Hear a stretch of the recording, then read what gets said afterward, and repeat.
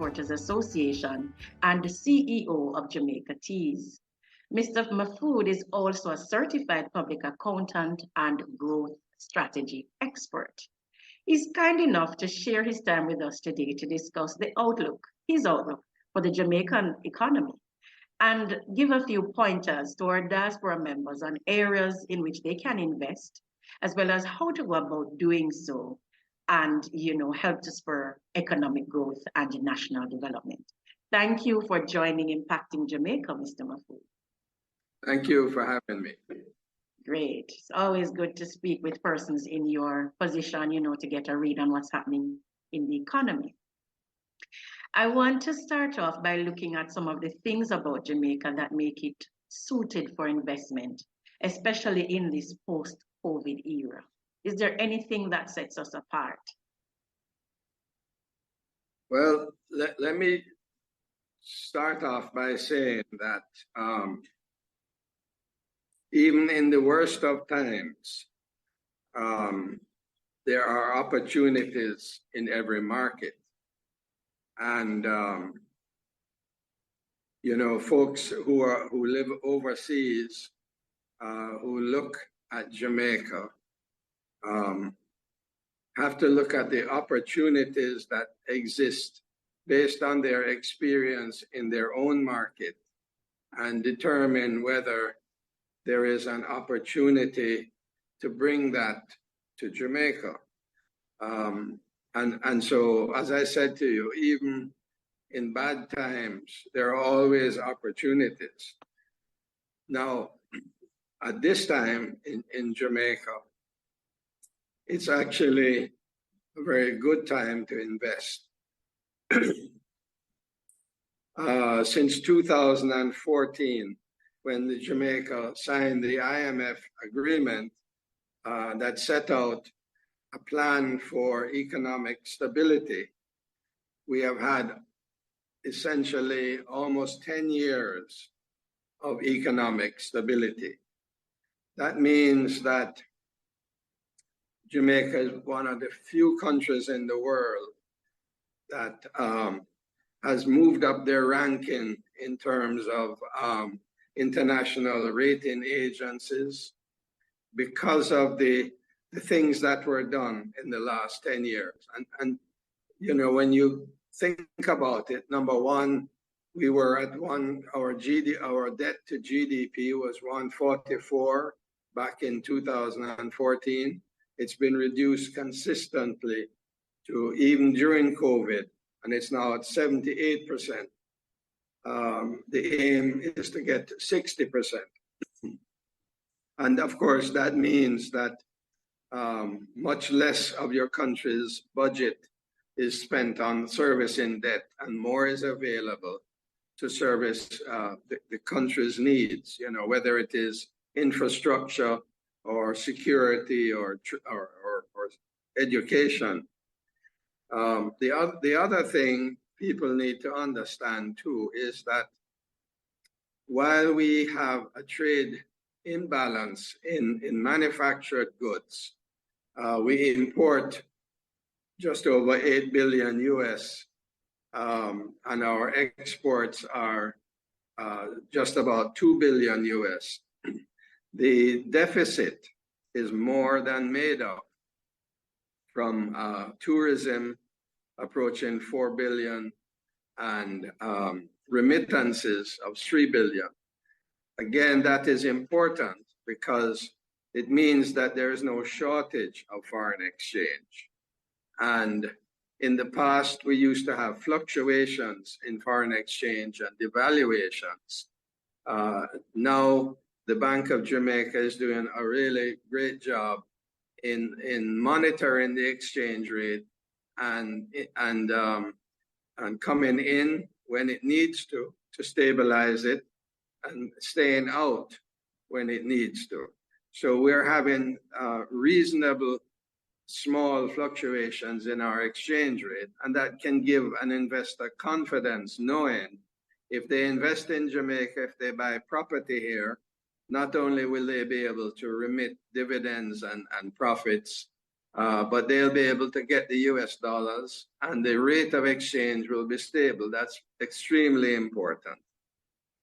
And the last thing is, during the course of the last 10 years, our interest rates have come down significantly. Like most countries post-COVID, we did experience a surge in inflation going just about above 10%. And so the Bank of Jamaica instituted increases in the interest rates like other countries. And we are at 7%, the Bank of Jamaica rate is 7%. So it's not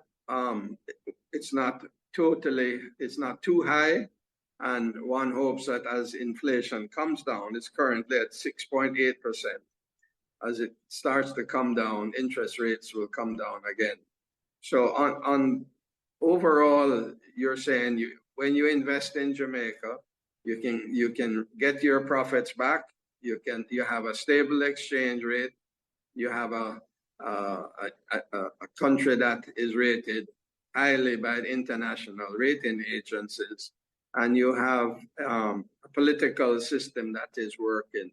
So there's a lot of positives to give confidence to an investor that if they have the right idea to invest, they'll know that they can invest with confidence. And on that note, I want to ask, what is your take on the atmosphere overall? It seems to be that you're saying now it would be a good time. What's your take on the atmosphere for, investments in Jamaica right now? What I would say to you is that, once you have that stable economic environment that allows you to place your funds in Jamaica, invest in Jamaica, and take your funds out when you want it, that's the main thing. In terms of the economy, we're growing at relatively, we're growing at about 2% a year. That's not really that fast, partly because the Bank of Jamaica has increased the interest rates, and the intention of that is to slow the economy in order to slow inflation. And we see that trend everywhere. We see it in the US, where there is this debate about whether the interest rates are so high that the US is going to go into a recession. That doesn't stop people in the companies in the US from investing, but we are not at that stage. We are at a stage where, yes, interest rates are somewhat higher than we would like it to be. And this has a negative impact on certain industries, like the construction industry, which has slowed. And that is because folks are not as able to get mortgages because of the higher rate. But in general, we're growing, and we have a good environment in which to grow. And, my sense will be that this year, coming year 2024, will be positive and continuing to be positive. There are companies here that are investing very, very heavily. Ray and Nephew, for instance, in terms of Jamaican investment, anyway, they're invested $65 million in a new plant to process the waste from making rum.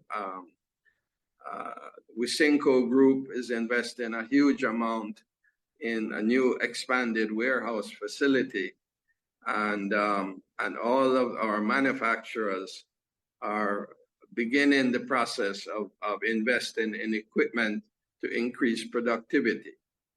So I would say to you, when people invest, they invest looking at the future, looking 3 years, 5 years, 10 years. And my sense is this is one of the first times in our history since independence when you can look with confidence at the future. and you can say, you know, I don't see anything on the horizon that will internally cause a negative situation. The political system is stable, and even if there is a change in government, I think our politicians have matured tremendously and see the need to have a stable environment and a business-led environment. And so it's a great time for those reasons. Interesting. So with the business and consumer confidence being up for the second quarter of the year, are you expecting more of the same then? Yes, I think so, providing there is that balance between controlling inflation and you know, not putting the brakes on too hard. But I think that the trend will be towards relatively slower growth during the rest of 23 and going into the first half of 24, and that will lead to increased confidence by business people and the population in general. Great. What are some of the areas then that you think Jamaica is ripe for investments in and that our diaspora members can take up? Well, there's a couple ways of looking at that. One is our diaspora members looking to invest their money in established businesses, or are they looking to come and start a business? So you can invest. There are certain areas that are that are good for investment. For instance, our stock market, because of the high interest rates, our stock market has really plummeted to almost an all-time low. Not an all-time low, but our index moved from 550,000 pre-COVID to now it's at 320,000. So it's lost a lot of value, and there are great pickings on both the junior and the main market. There are stocks that are trading at very low PEs, 5 and 6 PEs, and you know, it's a great time to invest your money in the Jamaican stock market when you can pick up investments in companies, and I just mentioned a few, you know, companies like Wisinco that is trading way down, you know, at 5 or 6. That is very low, and that company has shown growth since it went on the stock market. Companies like Carreras, who have a dividend yield of 7 or 8%, and again, put out a lot of cash.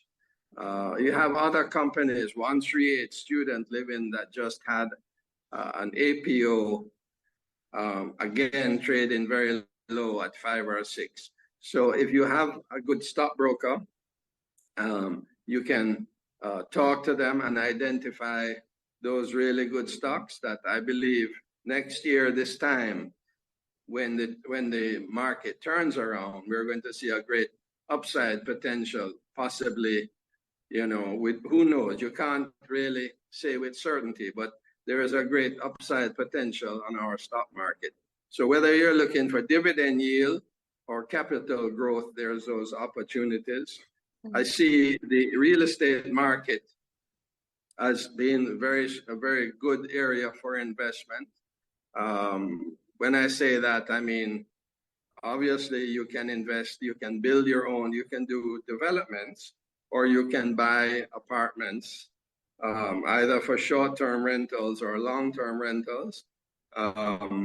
We are seeing a situation where a quarter of our tourists, or 500,000 tourists, are staying in Airbnbs. This puts a significant demand on Airbnbs, and it means that you can invest you can buy apartments and invest in them and get both the capital appreciation and the income. And Jamaican real estate is relatively cheap compared to the US or some of the other Caribbean markets like Barbados or Cayman or Bermuda, where our prices are way down, and there is great upside potential. So I see those two areas. I also believe that people who want to to move to Jamaica and start businesses and do so. There are many people from the diaspora that have relocated to Jamaica, have identified businesses that are needed here, that they may have experience with in the US, and say this is an area of need. And they can, whether they're visiting on vacation or they're talking with accounting firms or others who can help them to identify those areas. That is something that an individual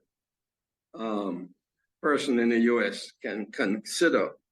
We have to remember that remittances are 3 billion US a year, and that is a huge amount. What that says to me is that if working class Jamaicans who live in the US can spend $3 billion to Jamaica, what about middle class Jamaicans living in the US, the professional doctors, the nurses, the lawyers, others who are in business? There's a huge amount of money that is being held by our relatives and friends overseas that can be invested in Jamaica.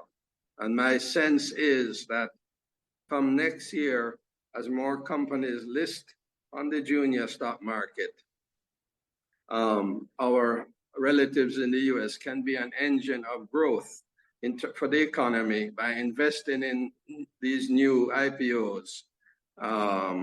There is much more money out there with the diaspora than there is in Jamaica. And I think that if we start to see that building of confidence by the Jamaican diaspora who are willing to invest in the stock market in Jamaica, that may be the tipping point for even more investment in our country, So so those are some of the areas that I see. Of course, they can also contact JAMPRO, or the investment arm of the Ministry of Industry, who are more than happy to sit down with people and talk about opportunities, some very big, maybe some small, but that's a good place to start as well. Yes. You mentioned looking at opportunities to bring certain services or certain, tap certain areas that are popular overseas here. Do you have any views, what are some of your thoughts in terms of some of the things that we could add, that these diaspora members could look to add to our local economy? Well, I don't know specifically. All I know is that people have come here, they have started businesses. So if I were in the US, I would be saying, what are the businesses that are popular in the US that I don't see in Jamaica? Mm-hmm. One colleague of mine at the JMEA saw the need and the opportunity to do blending of oils for the manufacturing industry and for the automotive industry. And he started a business here 5 years ago. I came myself a number of years ago. I was living in the US, and I came back initially to work as an accountant, and eventually saw opportunities which I took advantage of. But I mean, a simple thing, for instance, like even a car wash. We don't have car washes in Jamaica, and they're on every corner in the U.S. Why is that? Why don't we have car washes? So those are the types of things that people could look at and say, I believe that's something that I can do in Jamaica. It's interesting that you should mention car wash. I was just in Canada in August for 3 weeks, and I noticed, as you said, on every corner there is one, and I thought to myself, there is a business idea. I need to get some money and start up one of these. So it's quite interesting that you should mention it as well. Because, for instance, the cost of washing your car properly, interior and outside, is $2,000 or $3,000 or $4,000 in Jamaica. That's probably the same or more than it would be to go through a car wash in the U.S. So it's not an issue of labor costs versus automation. It's just that nobody has decided to do that here. Let's take a break now to hear from our sponsors. Movie time. Let me, Mommy. Little Mermaid. No. This summer I turned Titans.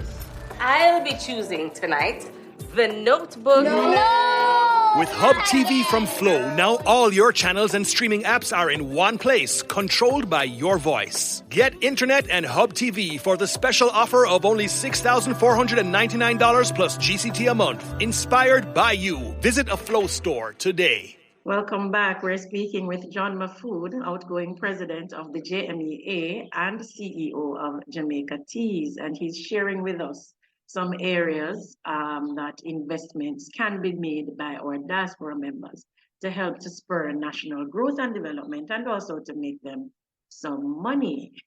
So, Mr. Mahfood, I wanted to also ask, because manufacturers have long since lamented the lack of certain skill sets in the labor force to support the industry. And as a manufacturer yourself, we've also seen that, recently we've had the establishment of the Manufacturing Council, which is aimed at bridging some of these gaps.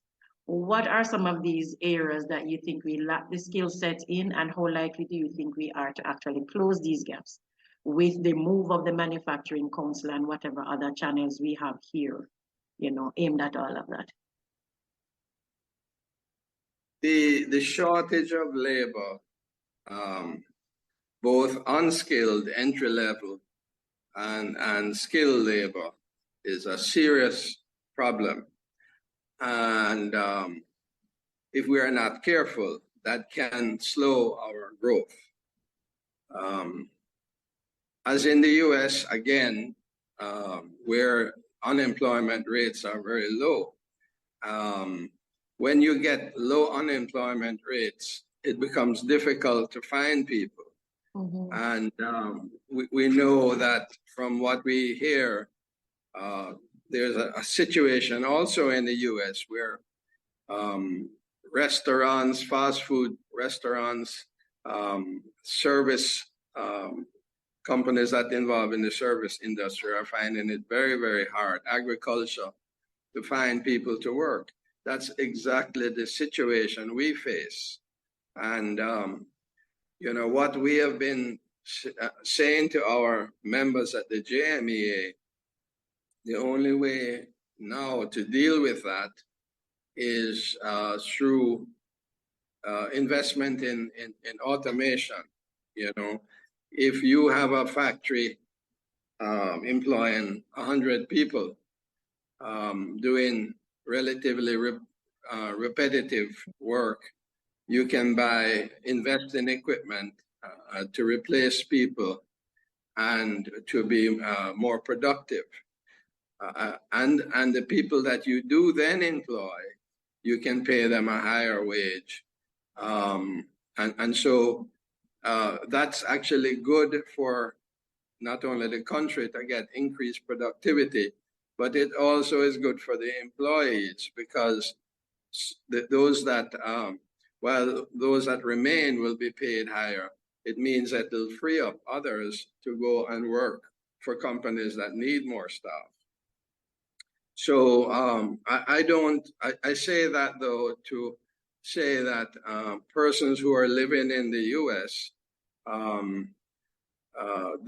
I don't think Jamaica is the place for entry-level workers, because I wouldn't see anybody immigrating from the U.S. to come to Jamaica to work in those entry-level type jobs.